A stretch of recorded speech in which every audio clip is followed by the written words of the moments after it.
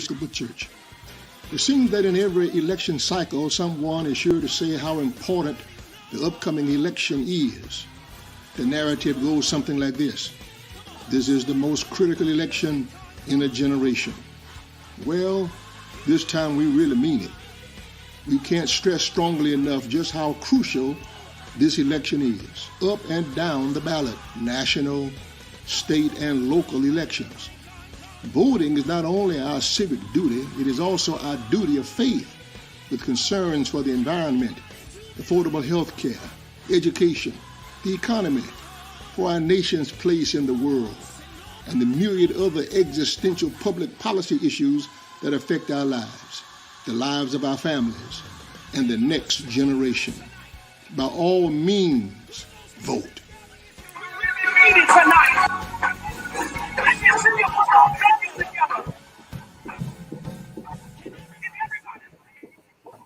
Good afternoon, everyone. Good afternoon. My name is John Thomas III, and I am the editor of the Christian Recorder. It is my pleasure to bring you our 21st TCR Dialogue. I wanted to come on to share with you the fact that we've started off this series during the pandemic as a way to engage AMEs and our broader community, and this has also become a part of our voting education tool. And so with the partnership with Amy Alert and Jackie DuPont Walker, we've been able to do this wonderful, wonderful work. Today, we will have Congresswoman Waters. Her staff has told us she's running a few minutes behind. But with us, we have the person who will be doing the interview, our producer / journalist based in Brazil, Tiana Freelon, a member of Carrie Temple AME Church of Chicago, and Ms. DuPont Walker, our Alert chair. Thank you so much for watching. I will leave us in their capable hands, and the next time you will hear me will be at the end. But again, on behalf of the Christian Recorder, the AME Publishing House, and our staff, thank you for supporting us. Thank you for watching. And above all, please, please, please go vote. Tiana and Ms. DuPont Walker. So, Ms. DuPont Walker, I want to congratulate you for an amazing Alert program. We're almost down to the wire. November 3rd is when we all go vote. What can we be doing between now and November 3rd to take this race home? And you know what I mean by when I say take it home. Absolutely. Well, number one, let us be in constant prayer. And for those people who are called to intercessory prayer, we thank you because we know you're covered for what you're doing. For those who've already voted, and people say that all the time, that means God has freed you up to adopt 10 other people to make sure they vote and send you a photo. I voted. Be relentless wherever you go, whatever your conversation is, standing in the line, social distance. Say to the person who's checking you out at the stand, have you voted? For some people, they say, I can't vote. You don't have to know why they can't vote. Say, okay, find you a surrogate. You know somebody who can vote, make sure they vote, and you can take credit for the fact you have helped to cast a vote. That's what we have to do, and relentlessly. We definitely have to also make sure our people are informed, because many times the ballot is stated in such a way with propositions and measures, and that you think you're voting yes, and you're really voting no. So to be informed and to make sure people know they're informed. For election day and where there's early voting, if you have the time to volunteer, do it. There's some polling places that may not even open because we don't have enough volunteers. Do it. If you can get on the phone and help encourage someone, and with technology now, if you live in Tennessee and you can place calls to Wisconsin or Michigan or Florida, do it. Those are places where we know it needs to happen. There's something everyone can do at whatever level of activity there happens to be. And if you haven't voted, vote, and vote now. Whatever you do, and this warning is going out, do not put it in the mail if you have a choice. Unless you're in a state that says they'll count your ballot if it's postmarked. If it has to be there by election day, deposit it somewhere. But you walk into the poll, if you have your absentee ballot in your hand, you don't have to get in line. You can walk past that line, say, excuse me, and deposit your vote. You don't have to wait. But if you are in line, just know that the time that's spent there is worth it. And if you have put bottled water in your car, and put a mask in your car, gloves in your car, and you see someone in line, let them know, may I give this to you so you can stay and do this. this is something we have to understand is the personal sacrifice going above and beyond. In fact, someone said something the other day, and I'll claim it. I always talk about being there available for people to stand on your shoulders. But they said, that gets kind of painful, Jackie, people standing on your shoulders. The visual that they gave me is have the ladder. And we're all on the same ladder on the ladder. But hold that ladder for the young person, for the Gen Xer, to climb that ladder to the next level, because surely that's what we want, the next level. So yes, any and everything that crosses your mind that you can do, just know that God put it there for you to do it and step out with holy boldness. And I want to remind our viewers, we have a tradition here that we asked everybody to do a roll call of your church and district. So don't forget to do that roll call in the comments. And also, if you would like to share a memory of our honorable Congresswoman Maxine Waters, please share that too. We're celebrating her today. And actually, let's thank the woman who helped us to get Congresswoman Maxine Waters here. Jackie, I understand that you and Maxine go way back. You and Auntie Maxine, I may say, go way back. Let me say, and I was surprised that I had the opportunity to work with Maxine for 5 years, as we didn't have titles then, but I would have been called a district director. She was in the assembly, and the one thing she said to us is, this is not a job, it's a way of life. And I would tell you, there is nothing that she asked us to do that she would not do herself. And so you go off payroll, but you always feel like you're still working for her, because she is so committed to what she's doing that when something comes up and you know that she needs help, you just volunteer and you take people and you say, what can I do?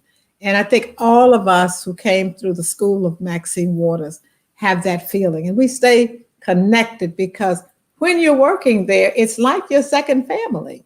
I would tell you, my daughter was a preteen when I was there. And anybody who's had a preteen knows there's nothing you can do right when you have a preteen. You don't know anything. You're just there.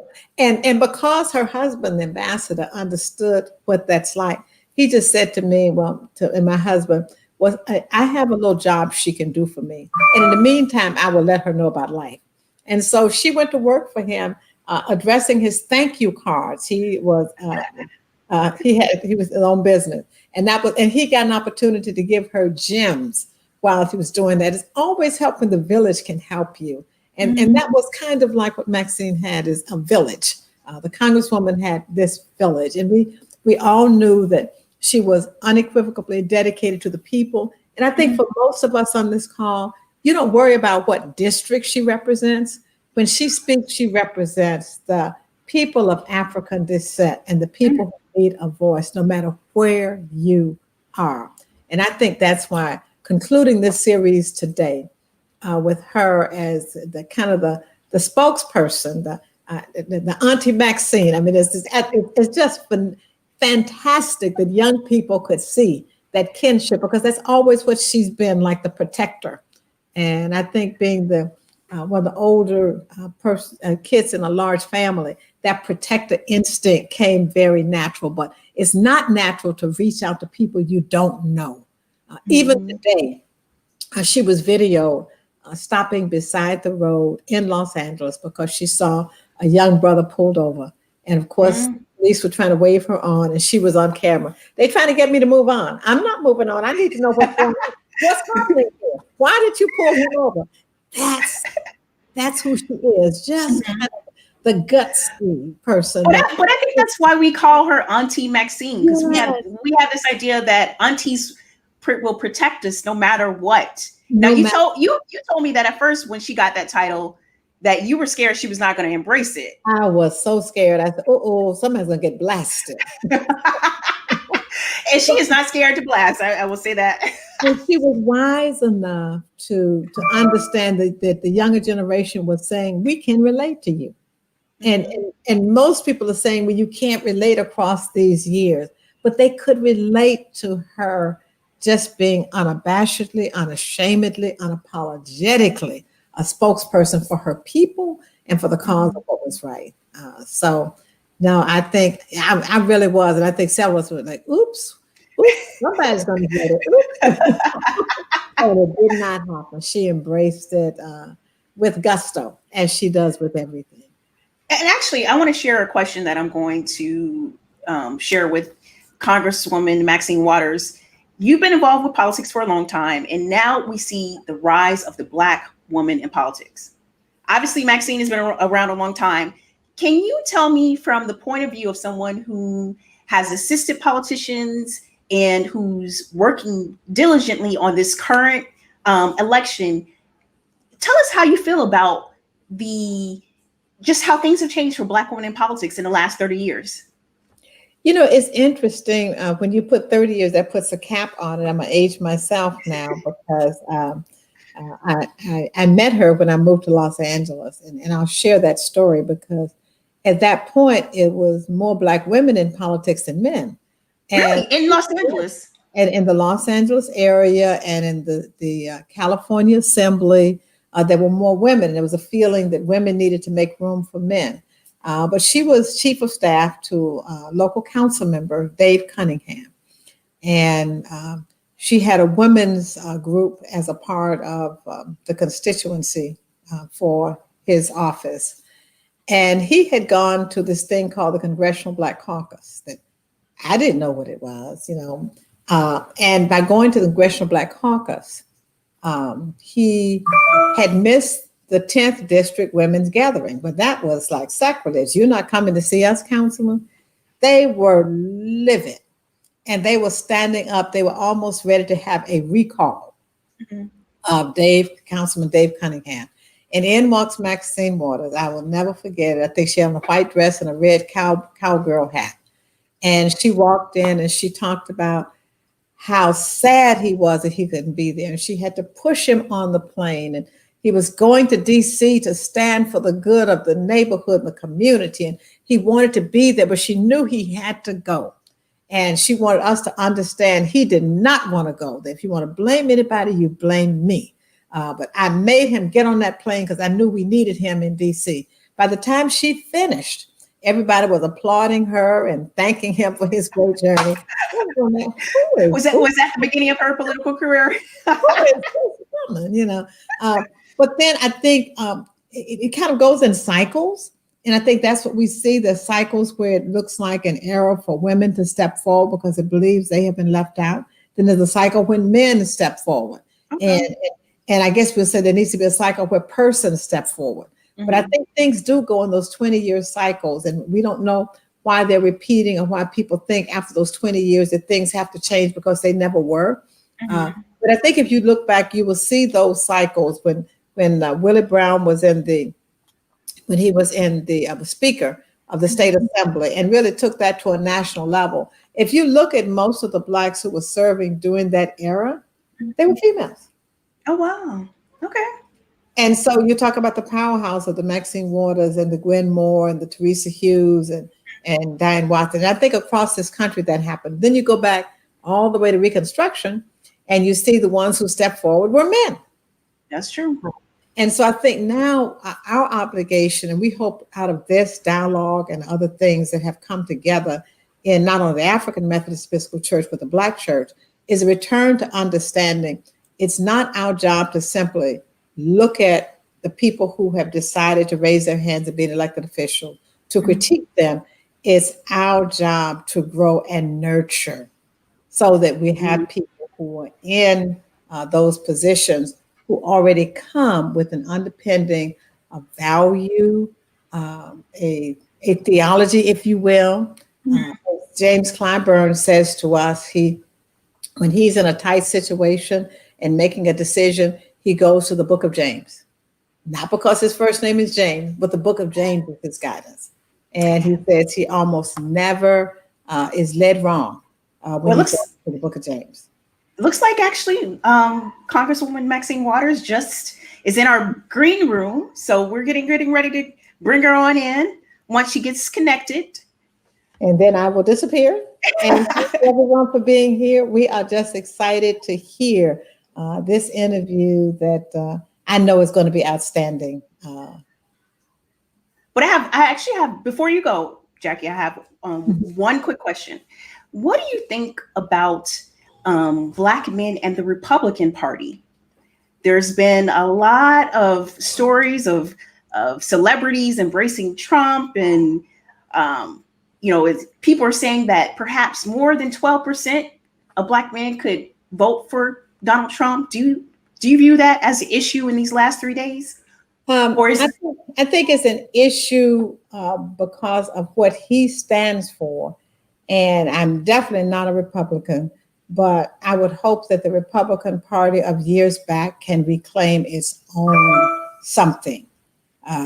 When John Kennedy ran for office, many Blacks and Black leaders who had been in the civil rights struggle switched to Democrat for the first time because they were still thanking Abraham Lincoln. Mm-hmm. So I think that that era of thanking Lincoln has definitely gone. I think some people just want to be different and they want to do something. I just wish that politics in the U.S. would go back to a point where there was a value you were dealing with as opposed to simply the struggle for power.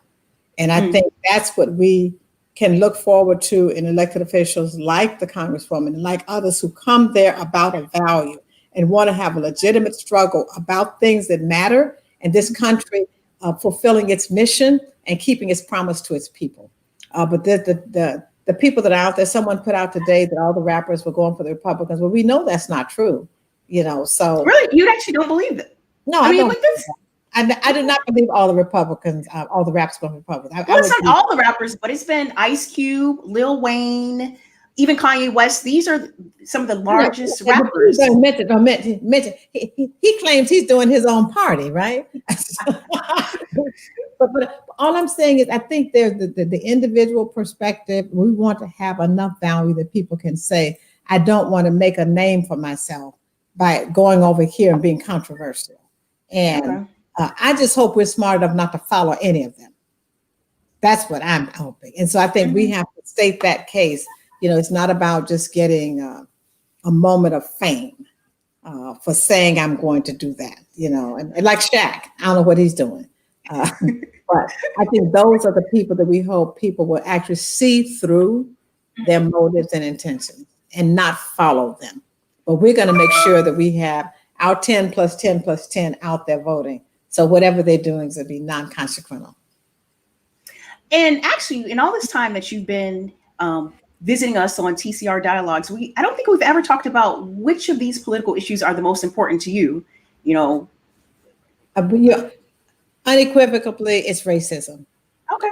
I believe that all of the other isms can be dealt with ad nauseum, but until we deal with racism, we're not going to do anything. And most of us think it's impolite to even use the word. We want to call it something else: discrimination, injustices, inequities. It's racism. Call it what it is. If we got there with it, then let's get away from it with it and find a cure and a solution with it. I think until we deal with racism, we're always going to be simply at the surface level. That's the deep core open wound in this country. Nice. So one more question before our Representative Maxine Waters comes on. What was the response of churches to your V-Alert program? Are you satisfied with how they've implemented it? And do you think they could have done better? I think we can always do better. I wish I could report on 6,000 congregations across the United States and everyone had a V-Alert program. But I can report in 2020 that it has been an outstanding response all the way from people in congregations who made an individual commitment to churches that made the maximum commitment to Episcopal districts where the bishop said, this is the core of what we need to do. I will say, for example, in the state of Florida, they made a decision that every church would put on its marquee, not who the pastor is, not what the sermon is, but one word: vote. And I think I can say for 2020, we've come closer to the vision we had when AME V-Alert was started in 1999, that we would understand in this season that nothing could be more important. Wow. And do you have any parting words for us as Representative Maxine comes on pretty soon? It's our watch. It's our time. Vote. Okay. She's coming on soon. So before you go, tell me, okay, what should we be doing on November 4th, the day after? Oh, actually, I see her. She's coming in. Hello, hello. Hello, hello. How are you? It's a very busy time. I have a Yes. very tough campaign, and I'm going to take out a few minutes, but I can't stay with you long. Okay. Okay. What are we doing? Well, we're talking about what's going on right now in the U.S. presidential elections, and how long do we have you with us for? About 20 minutes. Okay, let's do this quick then. Okay. All right. So you just said that you have a very tough election. And I know that your opponent in your election is a Black male Republican. And I want to talk about Black men and the Republican Party, because it looks like the Republican Party is doing its best to tap into that 12 to 15% of Black men who may vote Republican. Can you tell us about your opponent in your race, Joe Collins, and also talk about all of these popular entertainers like Ice Cube, Kanye West, and Lil Wayne who are falling for the Trump hype? Well, first, let me tell you something about who I am and what I do. I am the chair of the Financial Services Committee of the Congress of the United States of America. And I have made my top priorities to deal with some of the agencies that I oversee and have a responsibility for. HUD, for example, where we have housing issues for all of those public housing units in the United States. I deal with the rental concerns, for example, as we negotiate the HEROES Act. I am working very hard to get rental assistance for people who have not been able to pay their rent for the past 3 months. I put $100 billion into the HEROES Act. The Republicans are not negotiating in good faith. Our leader, Nancy Pelosi, and Schumer from the Senate side are working very hard to get stimulus payments. We had the CARES Act, where we were able to get stimulus payments out to the people of this country, many of whom have been laid off from their jobs, or businesses have closed down, and they need money to just put food on the table. And so it is very important that we understand that we're in this crisis with COVID-19. We're in this crisis with the pandemic, and people are hurting. And so I serve as the chair of the Financial Services Committee, the first woman, the first African American in the history of this country to do so. And I'm using my influence and my power to do everything from, create and support this stimulus, make sure that those who are unemployed have an extra, somewhere between $300 and $600 per month, because many of those unemployment benefits are very meager. I'm working on PPP, and that is to get out loans, some of those loans which will be forgivable to our small businesses who would not be able to maintain, but for the support that we would be giving them, such as we gave in the CARES bill and what we're trying to now give in the HEROES bill, where we can't get, a credible negotiations going with the Republicans. And so my life and my work is about dealing with the least of these. My life and my work is about ensuring there's justice and there's equality. And so I'm considered a progressive, some call a liberal, but having served in the state legislature and now in the Congress of the United States, I've carried on the mission of my career, and that is to do everything that I can to open up opportunities. I've created a new subcommittee based on diversity and inclusion, the first of its kind in the United States of America. And so I rolled out very early, and I warned the people of this country that this president was not fit to be the president of the United States of America. He was the most deceptive and deplorable human being that I've ever met, and he has proven to be just that. He has defined himself as someone who's divisive, as someone who's dog whistling to the white supremacists and to the KKK and others and creating division. Someone who has said very nasty things about members of Congress, particularly members of color and women in particular. And so I recognize, and I think it's important for people to recognize, there's a reason for the president and the Republican Party to want me out of office. They want me out of office because I dare to speak truth to power, because I dare to take on the President of the United States and call for his impeachment when I have no support from anyone until too late. When finally the House of Representatives woke up and decided that they were going to do impeachment because of Ukraine, many people didn't even understand what the issue was. The real issue should have been that they hacked into the Democratic National Committee and undermined our democracy. The real issue should have been his relationship with Putin and the oligarchs of Russia, and the fact that money laundering absolutely is going on, and that somehow the President of the United States cares less about our democracy than he cares about his relationship, his ability to make money, his ability to not only make money, but to ensure that his family is enriched by his presence. And so, yes, I have a campaign.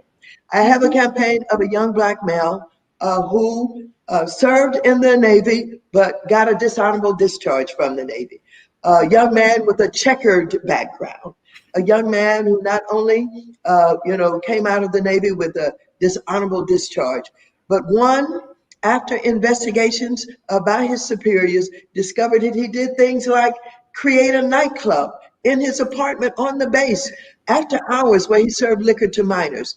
A young man who has 4 different child support cases in 4 different states. But he has $8 million that has been raised by the Republicans to unseat Maxine Waters. And so we're in a fight. We're in a struggle. And we're fighting against what he can buy with his $8 million and what we do on the ground, working with people who know and understand the difference between someone who just shows up out of nowhere with a bag full of money and a mouth full of lies, as opposed to someone that they know. You know, oftentimes I get from my constituents, we know you, Miss Waters. We don't know him. Where did he come from? And so that's the situation that we're in. You ask questions about what was happening with Black males. The President of the United States thinks that he can get 10% because of his relationship with Black males. I think that he's over and exaggerating what he can get from them, but I know he's going after them. And some of them are listening to what he's saying and thinking that perhaps this program that he's come up with, they can benefit from. But if they know a con man when they see one, then they would not even deal with him because he's a con artist, never paid his bills. As a matter of fact, he has been involved with more bankruptcies than anybody that you probably will ever know, and certainly no other president. And so for those young men who tend to want to believe him, I think that they're going to be sadly disappointed if in fact they cast their lot with him. And of course, I will never forgive those who absolutely undermine their own people, undermine their grandmothers and their mothers because this president wants to cut Social Security and Medicare and does not care that this may be the only income for many of these. If these young men don't understand public policy and they don't understand why and how we have Social Security and why people who have worked should benefit from their years of work. If they don't understand that we die from preventable diseases and we need to have health care, Obamacare, the ACA, that's public policy that should be understood. And, if they don't know it and they make the mistake of helping this man in any way to become the president, they will feel the pain of what they have done, simply because our communities will absolutely be devastated and our families would be devastated by the President of the United States, who has basically defined himself and sent the message out there to us. what he stands for and who he is appealing to. And so that's kind of, in short, a long answer for a question that you ask. Thank you so much. And I just want to say that it's been an honor to interview. You are the first Black woman politician who I am conscious of. I won't reveal my age, but you're the first person who I was consciously knew her name. I knew Representative Maxine Waters. Yes. And I was scared to call you Auntie Maxine because I didn't know how Yes, you would respond to that. Okay. That's fine. I'm honored by that. Thank you. Thank you very much. So let's move on to Joe Biden and Kamala Harris. If they are elected on Tuesday, what type of administration do you expect them to lead? And can you comment on your relationship with Kamala Harris? Well, yes, I've known Kamala for many years. We are, of course, both in the state of California. And of course, I've known her work and what she was able to do as she operated as city attorney and then on to be attorney general. That's unusual for a young Black woman to be able to achieve in that kind of atmosphere where we don't have many people of color in the criminal justice system. I think that she has absolutely worked very hard at it, and she's learned an awful lot.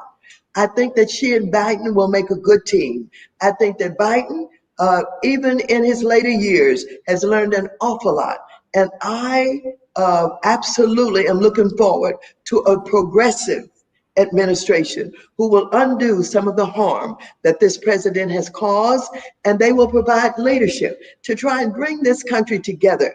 This president has spent so much time dividing us, so much time, attacking people like John Lewis and Cummings, legislators who were working hard in their communities. This president went so far to attack countries of color and call them S-holes, et cetera, et cetera. They're going to undo all of that.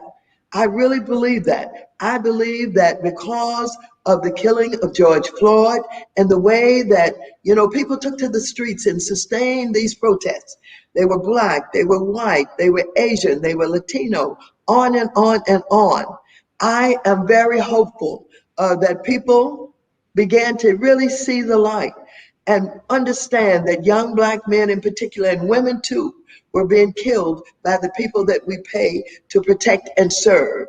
And they were just absolutely stunned and outraged to watch this police officer keep his knee on the neck of this man who was begging, who said, "I cannot breathe," who was calling for his mom. And this police officer continued to keep his knee on this man's neck and look up and look around so that he could look at other people while he was doing it. And I think that shook up many in this nation, many who have not paid attention, who didn't think there was a real problem, or didn't think they were part of the problem. And so now I think many of those who now know they are part of the problem because they have been quiet, they have not objected to anything, there's overlooked racism and discrimination, but now want to make amends for that. They want to do something. And I think Biden and Harris is going to lead that effort to get something done and to have a progressive agenda in order to serve all of the people. That's what I believe. Let's step just briefly away from this year's election to one of your favorite topics, reparations. Yes. So the fight for reparations obviously continues for Black people. And now we even have more evidence that the wealth of Black people has been systematically stripped through laws and policies from slavery until now. In 2018, you said that if Democrats take back Congress and the Senate, you would be ready to secure financial reparations for Black Americans. Now, assuming that Democrats will keep the House and take back the Senate, what are you going to do to advance reparations for African Americans, and what will it look like? Well, let me just say, start with California. We have a woman in the state of California who placed the issue on the ballot. And so that is a starting point. That's a starting point where you set up, a committee, a commission, or what have you, and you work toward saying, what should reparations look like? What are we talking about? Are we talking about an amount of money that should be given to every individual who is the descendant of slavery. We're talking about putting more money into education and targeting that money to those who have been denied equal access to education. Are we talking about comprehensive health care where people don't have to pay any premiums in order to have? So I don't know, and I don't think anybody knows at this point in time exactly what reparations should be, but it's a starting point. And in the Congress of the United States, John Conyers started that.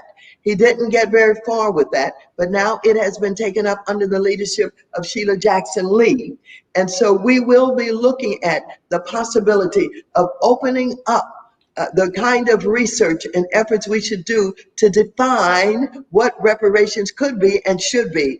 And that's going to be something that I believe that this Congress would be ready to do when we take back the House. We already have the House, take back the Senate, keep the House, and of course, take the presidency.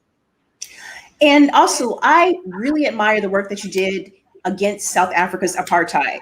So do you envision the fight for reparations becoming a global fight? And I'm asking you this because I am actually a Black American reporter based in Brazil, and I've been covering the Black Brazilian community for 5 years. So why not unite with Black politicians in Brazil and the Caribbean to make this a global fight? Well, the thing about it is you're absolutely right about the concerns of other countries, similar to the concerns that we've had. And I'm just looking at what's happening in Nigeria now. In Nigeria, the people are rising up against the kind of police tactics that we are absolutely opposed to. And they're doing this for the first time. The police in Nigeria have gotten away with absolutely beating and killing people, etc. And so now they're taking, a play from our book, and they're saying, we're tired of this. And that's important that the world unite in these efforts. And I am so pleased to hear about you in Brazil because there are a lot of concerns that we have in Brazil, and we need to make sure that we understand what those concerns are. And just as we dealt with apartheid in South Africa, whether it's apartheid in South Africa or whether it's plain old racism and discrimination in Brazil, or whether it is what is happening in Haiti or any of the countries that are perhaps in Central America, and the way that children are being placed in cages that come from Mexico and Guatemala and other, we have got to come together around a world effort to free people everywhere and to have peace and to have people respected and to have the kind of resources that we have to make everybody have a decent quality of life. So I'm pleased to hear that you're reporting on Brazil. I think there's a lot to report. Mm-hmm. So I'm going to ask you a question that I actually don't want to ask. Yes. So, Honorable Maxine Waters, in 2016, you correctly predicted how Donald Trump would conduct himself as president. If he wins on Tuesday, God forbid, how do you anticipate that he will conduct himself over the next 4 years, and what will be the effect on our democracy? Donald Trump has already defined himself. He is who he is. He's not going to change. This is a man, for whatever reasons, his socialization was such that he has no conscience. He does not have empathy. When you take a look at what he said about the military, he called them the military, a bunch of losers and suckers. He said to the Proud Boys, stand down, but stand ready. What does he mean with that? What he means by, the way that he's talked about the military is he doesn't respect their military, no matter whether or not they've made sacrifices, no matter whether we have lost lives in these wars. What he's saying about and talking to the Proud Boys is get ready for civil war. This is a dishonorable human being that does not deserve to be president of the United States. He's destructive and he's divisive. He has not even condemned Putin for undermining our democracy. He's never said one word about this man who has been an enemy to this country for as long as he has been in charge of Russia. And so when you ask what you expect from him, I expect him to be the same horrible human being for the rest of his life. That's who he is. He doesn't know any better. That's how he operates.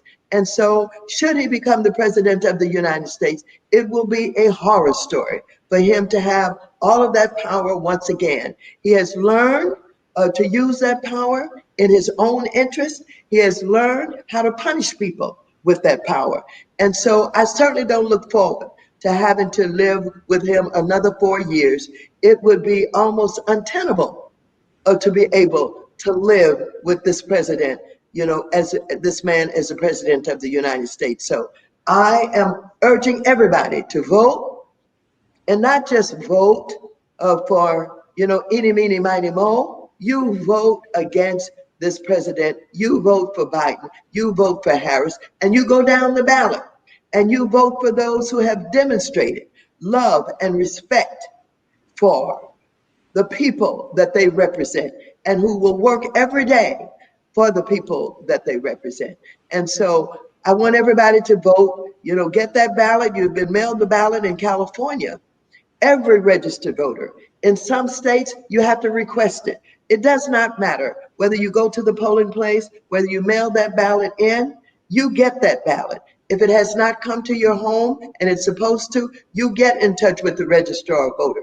If you have to stand in line, even though standing in line is a form of suppression that is exercised by some governors, like the governor of Georgia, to discourage people from voting, but you stand there like the people did when they elected Nelson Mandela president.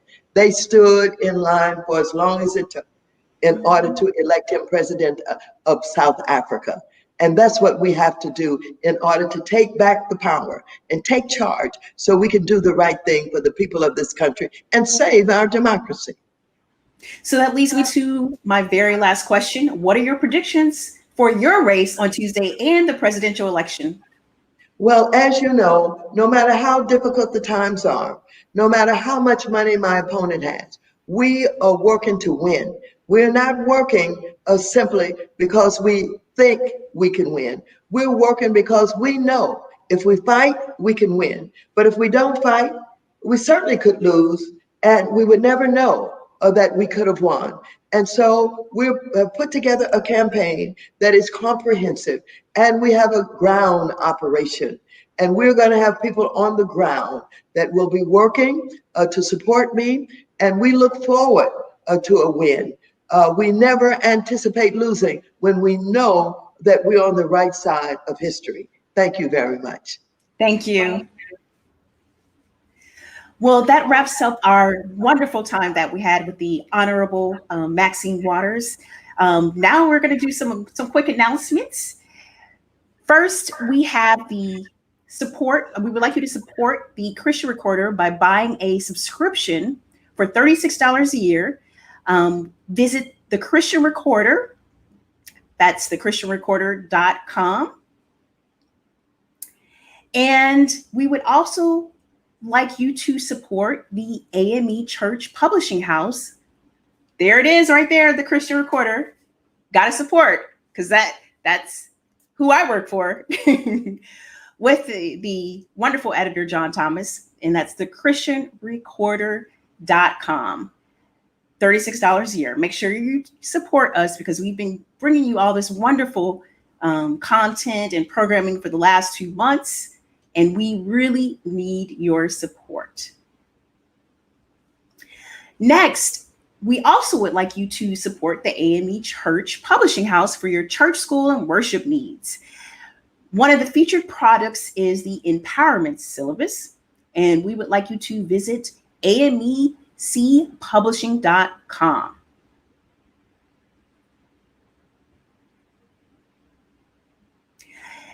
Also, we have the Advent Devotional, which is now available from the Department of Christian Education.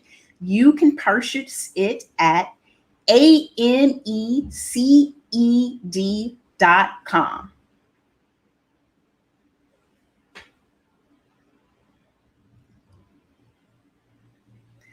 And I want to remind you, obviously, our programming for the last 2 months has been related to voting and the elections. And actually, I'm going to allow our sister Jackie to update us on what we should be doing for these last 3 days before the November 3rd election. Thank you, and thank you this afternoon of everyone who's here with the inspiring words we've had from Congresswoman Waters and her life. We know that we have to do everything we can because the AME Church has said that working with and for the poor and disenfranchised is not an addendum to already crowded agenda. It is the essence of who we are and what we must be about. That means that nothing else we're doing now is more important because it is the poor and disenfranchised. In fact, it's all of us this time, but definitely the poor and disenfranchised who need us to be that voice in reckoning. So vote. Make sure everyone you know has voted. Make sure you give them information they can be an informed voter, and do everything you can to volunteer to support voting. Support those in the lines with bottles of water, with masks, with gloves, whatever is needed, information. But make this your small talk. Make this your family chat. Makes it, if your mother or grandmother, what you have your children and grandchildren committing to you they're doing. Support the elders in getting out to vote. Make this important, because what we do in this country with our voting affects the world. So it's not just us in the United States. It is the world who is impacted by what happens here. Make sure that we can elect leaders back in Congress who need to be there. The entire House of Representatives is up for election. Every single congressperson is up. Make sure we can put them back. Don't forget the local level. Don't forget the county supervisors. Don't forget the city council. Don't forget the propositions. Know what's on your ballot. Vote. VOTE. Vote. Thank you so much, Jackie DuPont Walker. So we also want to thank our sponsors, these wonderful people who have been sponsoring the Christian Dialogues for the last 2 months. We would like to thank Reverend Marvin C. Danders, who is running for bishop in 2021.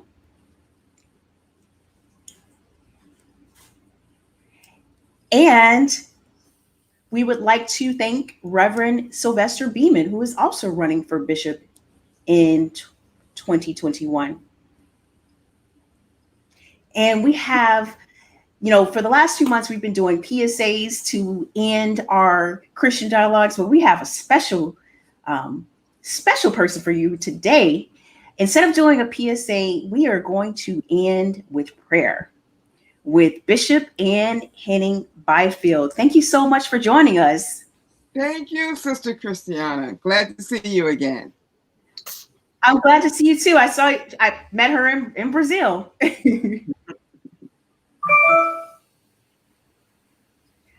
All right. Thank you for listening to this episode and the session. And again, I want to commend the Christian Recorder and all who have made this possible. Let us pray. Almighty gracious God of abundance and power, here we are at this moment when we give thanks for the work of the Christian Recorder in bringing informed and inspired truth to your people. Use this session and the other sessions so that we may be empowered to do the work of the election. The election, oh God, is hours away, and we have better understood the concerns of the people of this global community. We have seen the blindness of those who wish not to see their own use of abuse, violence, racism, sexism, and economic and health oppression. We heard the cries of children in cages, people dying of COVID-19, the screams of families of murdered African Americans, and war cries around the world. We pray for discernment so that we may choose leaders who hear your word and live your life and bring unity. Oh God, open ears that have shut off the screams of the oppressed. Open the mouths of privileged silent Christians who are silent and racist instituted impacting politics of poor house, Gestapo police, poor schools, money-making prisons and protections, and saturating us with food desert and drugs. Continue to bless the Jackie DuPont Walkers of the world, and she particularly, that we may take the ashes of all those who have been murdered and restore life. So help us, oh God, to empower others to vote. Help us, oh God, to vote and to vote right. Help us, oh God, to show you and to show the world that you are in charge. that we may keep challenging and keep working and keep telling God's people to vote, that we may know that we are organized for voting, that we're mobilized for voting, and then on Tuesday that we would have the victory in our vote. It is in the name of God we pray. Amen.